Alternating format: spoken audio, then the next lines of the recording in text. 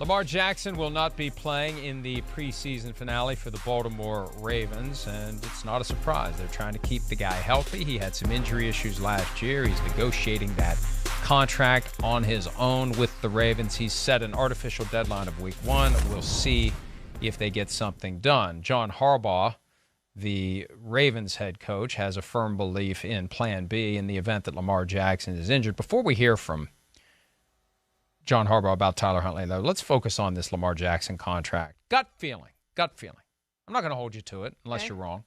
Do you think he gets a contract done by week 1? No. I don't either. I think there's a chance they never sign him to another contract, and he's playing for someone else next year. Yeah, I agree with you. He's negotiating this thing himself, Mike, and it doesn't seem like they're getting close. I think it's two different languages being spoken by Lamar Jackson and the Ravens. And that's understandable. 25, 26-year-old guy who knows football, who doesn't understand the business. I wouldn't have understood the business at that age. It's taken me 20 years, and I still don't completely understand the business, and I barely understand certain aspects of it, and I've been focusing on it for 2 straight decades now. So not an easy thing to do, and I think right now it's a long shot to get it done. Hopefully at some point the Ravens put their best number on the table and Lamar Jackson gets a chance to evaluate it before making that final decision. Much like what the Bears could have done, maybe didn't do with Roquan Smith. I think at some point the guy needs to at least have the chance to evaluate that final offer and decide, do I go forward with the injury risk or do I take this money and move on? Happy, maybe not thrilled, but happy with what I'm getting. Anyway, the Ravens may be happy to have Tyler Huntley as the backup because they may need him either this year or maybe next year if Lamar Jackson isn't there. Here's John Harbaugh talking about whether or not he believes Tyler Huntley can be a starting quarterback in the NFL. I definitely believe that. There's no question in my mind about that, and I'm glad we have him. Very, very, very, very blessed to have him as one of our players and one of our quarterbacks and our backup quarterback. All right, buy or sell time. Ravens backup quarterback Tyler Huntley could be a starting quarterback in the NFL. I'm going to say sell, but only because I haven't seen a big enough sample size yet to know if he can really get it done, Mike. He started those 4 games last year and went 1-3 for the Ravens. He has 3 touchdowns, 4 interceptions in his career in the regular season. He's shown some good things. I just don't know that I've seen enough to say he's going to be a number 1 quarterback in this league. Signed as an undrafted free agent in 2020. He moved up to number 2 on their depth chart in 2021. I do think there's a chance they could make him the starter, as you said, if they move on from Lamar Jackson, decide we can't get that contract done next year. So he could be their quarterback. And if they believe in him, that's going to be what's going to happen if they decide to move on from Lamar Jackson. I think he could be a starting quarterback in Baltimore because then they could just pivot from Lamar Jackson to Tyler Huntley. Now, is there a drop-off from Lamar Jackson to Tyler Huntley? Yes, but with reps, he could get better. And I remember last year when Lamar Jackson wasn't playing in a preseason game and Huntley played, Jackson said, I'm glad I don't have to compete against this guy as the quarterback of another team. So there's something there with Huntley, and it could be a short-term bridge. If they get through the season without a contract for Lamar Jackson, if he should move on, they could go with Huntley for a year and just see where it goes. See if they can put the team around him to be competitive and then make a decision after 2023 on what they're going to do at the quarterback position. Another buy or sell relating to the Baltimore Ravens. Buy or sell. The preseason 22-game winning streak will come to an end this weekend when they host the Washington Commanders. I'm going to sell that too, Mike, just because I think the Ravens, this is something that's important to them. It's probably not important to anyone else, but it is important to them. They've shown that. And I think they have better depth than the Commanders do. A lot of times in the preseason, because the backups play so much, it comes down to depth. You look at what the Bills did against the Broncos last week. Yes, their first-team offense played a series, but their depth was so much better than the Broncos, and you saw that route. And I just think the Ravens' depth is better than a lot of teams. It's better than the Commanders. I think they win this game tonight, and I think they want to win this game. This one becomes a tough one for John Harbaugh because I'm a firm believer in trying to win every game. as long as you don't jeopardize your greater goal of having all of your players healthy for week one. And I still have vivid recollections of Rex Ryan putting Mark Sanchez back in the fourth quarter of a Jets-Giants Snoopy Bowl some 9 years ago and getting Sanchez injured to the point where he didn't play much, if at all, in the 2013 season. So you don't do something stupid like get one of your key players injured. Yeah. What do you do in this week 3 preseason game? How many of your key players do you expose to any type of potential injury? We already know that Lamar Jackson isn't going to play, but he hasn't played at all this preseason. They keep finding ways to win. I could see the Commanders, who are desperate for anything positive at this point, I could see Ron Rivera being competitive enough and also understanding that winning this game and busting that streak of their geographic rival that they don't see very often in games that count, but they play every year in the preseason because not much in the way of travel expenses to get Washington and Baltimore together. I could see them prioritizing trying to win the game. I mean, look, if you really want to win a preseason game, if you really are determined to win this game, you can do it. You can do more game planning, right? You can keep certain players in longer if you really want to do it. And again, you don't want to get key players injured, but if the Commanders decide it's in the best interest of the program to be the one who bursts this bubble, because they hear about it, they're probably sick of hearing about it, unless they just think it's a big joke. A lot of people think it's a big joke and think the Ravens have their priorities out of whack. I'm even with all that said, I'm selling the idea that it's coming to an end because they've perfected the craft. They've won 22 in a row. Sell. Yeah. I'm talking my way through it. I'm sounding it out. All things considered, I still think the Ravens win the game, but I won't be surprised if the Commanders really pull out all the stops to try to win it. Yeah, and the game Saturday night, not tonight. It feels like Saturday for some reason to me. Maybe because I'm going to the Cowboys game tonight, and I'm surprised they're playing on a Friday night when high school football's going on. But the Commanders and Ravens tomorrow night, I think the Ravens win. I love the idea that these preseason games get spread out over 4 days. The problem is I can never remember who's playing when in that 4-day window. But it's great to kind of dilute what we're just 16 days away from that 1 o'clock Eastern time, first Sunday this season, when all of the games mushroom at the same time. And after months of waiting, we're suddenly thrown into this frenzy, this blender of football. But again, it's only 16 days away. Buy or sell, Drew Lock will do enough in the preseason finale, which you will be attending in Dallas, to be named the Week 1 starter for the Seattle Seahawks. I'm going to say sell on that. You know, I talked to Phil Simms a couple weeks ago, and he was saying that all quarterback competitions are decided before they even start. And I think we saw that in Carolina after the trade for Baker Mayfield. I think the Panthers knew, barring the unforeseen, that Baker Mayfield was going to be their starting quarterback. I think it's been the same in Seattle.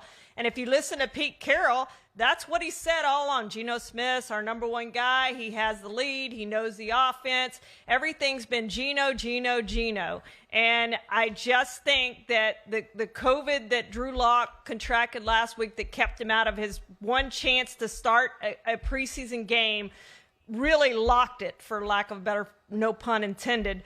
But he's not going to start tonight. Geno Smith's going to start. Drew Lock's just going to play more. And this will be his last best chance to prove that he's the better guy. But I think Geno Smith will start on opening day. I feel like Pete Carroll all along has wanted Geno Smith to be the starter, that he wants to welcome Russell Wilson back to town with his former understudy and beat him. In recent days, and Sims and I are on the same page with this, not Phil, but Chris, it kind of is starting to feel like they're trying to will Drew Lock into this. Like, will you do something? Will you please do something to make us say we want to give it to you? So I think they've been erring on the side of Geno Smith until Drew Lock proves otherwise, and he's yet to prove otherwise. But either way, they got to trot out one of these two guys in 17 days for Russell Wilson and the Denver Broncos. And that does not bode well for the Seahawks in what will be their first encounter with their long-term starting quarterback. Buy or sell, Mitchell Trubisky. So I'm selling as well. I think it is going to be Geno Smith. Buy or sell, Mitchell Trubisky will do enough to hold off Kenny Pickett and keep the starting job in Pittsburgh Sunday night against the Lions, and Mike Tomlin has made it clear that that game will be a significant factor in picking a starting quarterback. Well, I'm going to buy that, but I'm going to buy that with an asterisk. I do think he will start on opening day. I'm not sure he will finish the season as the team starter. Can you imagine if he does start, Mike, how much pressure is going to be on him? Steelers fans are going to be relentless in calling for Kenny Pickett. They've seen enough that they know that Kenny Pickett is their future, and they want the future to start right now. They are going to boo Mitchell Trubisky every time he doesn't score, every time he throws an interception, every loss they have. He will be booed relentlessly in that stadium. They want Kenny Pickett, and they want Kenny Pickett now. But I think Mitchell Trubisky starts the season as the Steelers quarterback. At some point, I think it's Kenny Pickett. I had thought that all along. I'm now at the point where I think that Mike Tomlin is just going to say, what the hell, let's put Kenny Pickett out there. And I know there's a concern. They faced some good defenses early in the season. The offensive line has been a little leaky, to say the least. But Kenny Pickett has shown that he can make quick decisions, get rid of the football. Nothing protects a quarterback like getting rid of the football. And it ultimately is an entertainment business. And they've had issues in recent years in Pittsburgh with in-game attendance, with TV ratings locally. And when you have a guy that the fans want, maybe they hold him out of a couple of games just to build a groundswell. I don't know, poor Mitchell Trubisky, if that's the case. I think at a certain point, the Steelers just say, look, we got a great defense. We have Najee Harris. We have great weapons on the outside. And we have a guy that has shown us enough so far that he can get it done. And there's so many things that Mike Tomlin has said, so many buzzwords that he said before camp, and that now he talks about it, and those words get brought back, and it just feels like Kenny Pickett is just checking boxes, and that whole stadium setting, that's something Tomlin has talked about recently, how you play in the stadium setting. I think it does come down to Sunday, and I think Kenny Pickett can overcome him. So I am selling that Trubisky will do enough, because I think Pickett is going to do just enough to make Tomlin, Art Rooney, Omar Khan, everyone else in that power structure comfortable about moving forward with Kenny Pickett as of week 1 at Cincinnati. Buy or sell? Jerry Jones should listen to Drew Pearson, that damn cheater, when it comes to the Cowboys' Ring of Honor. And so we're clear on this. Pearson has said that Jerry Jones should listen to players more when deciding who does and doesn't get in. So buying or selling that he should listen to Drew Pearson, specifically his advice that they should welcome the input of others in deciding who does and doesn't get in.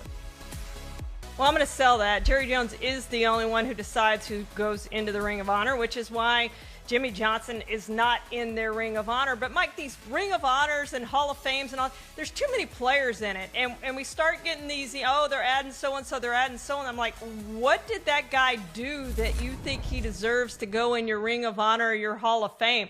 They just get so diluted that they're not meaningful for what they were intended to be. And yes, there's some people that the Cowboys should put in their Ring of Honor. Jimmy Johnson being at the head of that list since he's in the Pro Football Hall of Fame. Jerry Jones also isn't in the Ring of Honor. He'll go in at some point.